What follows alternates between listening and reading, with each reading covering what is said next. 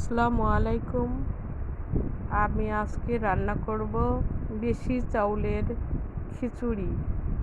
অনেকগুলো খিচুড়ি রান্না করব।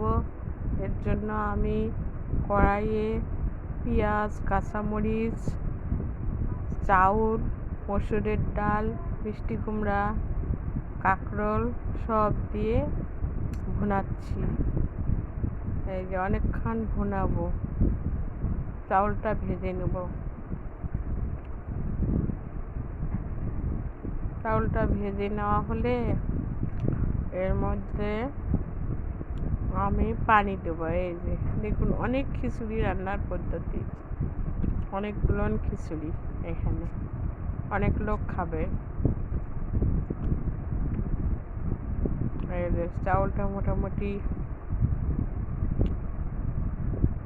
পানি দেওয়া হলো। এই দেখুন, একবারে পানিটা মেপে দিবেন। 1 কেজি চাউলে অমন 2.5 কেজি পানি দেবো। যেহেতু ডাল আছে 1/2 কেজি, চাউল 1 কেজি, তাহলে এর মেজারমেন্টটা হবে 2.5 কেজি পানি। 2.5 কেজি একটু বেশি দিলেও চলে। এই দেখুন খিচুড়িটা কি সুন্দর হচ্ছে, বেশ ফুটতেছে।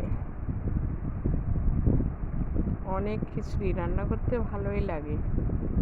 ওই যে দেখুন, আপনারা যখন অনেকগুলো খিচুড়ি রান্না করবেন খুব টেস্টি হয়।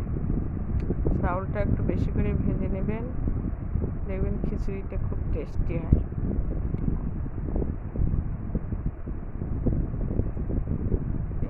খিচুড়িটা এর জন্য এখন আমি ডিম ভাজবো। খিচুড়ি আর ডিম ভাজি খাওয়া হবে আজকে, এবং যারা আমাদের কাজ করতেছে তাদেরকেও খাওয়াবো।